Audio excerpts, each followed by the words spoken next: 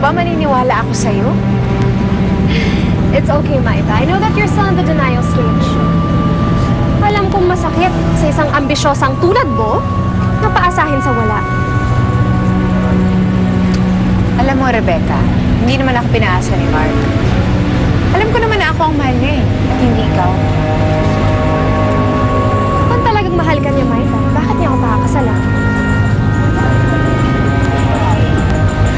Admit it, Maita, ginamit ka lang ni Mark. Ako talagang mahal niya. At ang isang mabaho at pobresitang katulad mo ay bagay lang sa mga kargador at matador na nilamalaw sa palengke. Kaya kung akala mo makukuha mo pa rin si Mark, huwag ka nang umasa. Dahil akin siya. Hindi totoo yan, Rebecca. Akin si Mark. Huwag kang mag-alala, Maita. Iimbitahin kita sa kasal namin. Eh kung umalis ka kaya bago kita masapak, ha? Bye!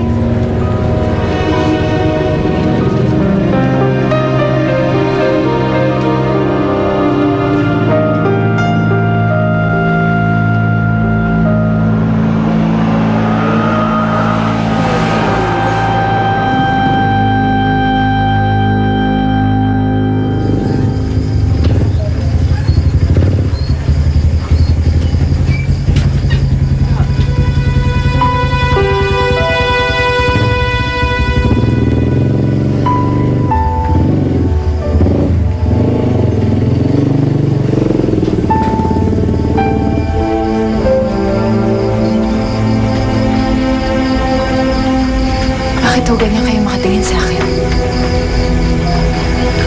Maupo ka, Maita.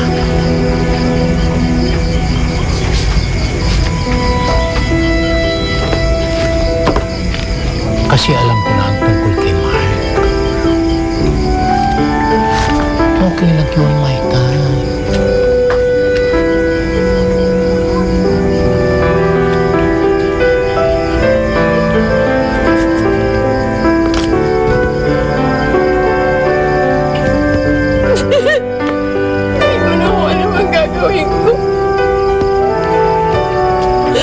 Ayoko mawala sa akin si Mark.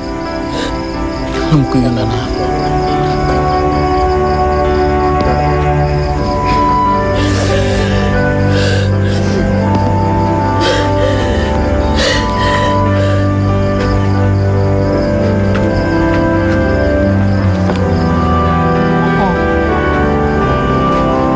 Anong iniiyak-iyak?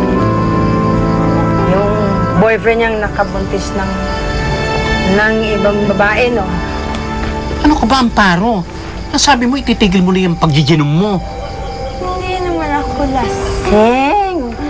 4 na shot lang. Ibaba mong kilay ko. I'm sure 4 lang. Huwag mo kang ibahin ang usapan. Pag-usapan natin yung tungkol dun sa boyfriend nitong babaeng ito na nakabuntis ng ibang babae. Chismosa. Ay, nako. Tatanga-tanga ka kasi.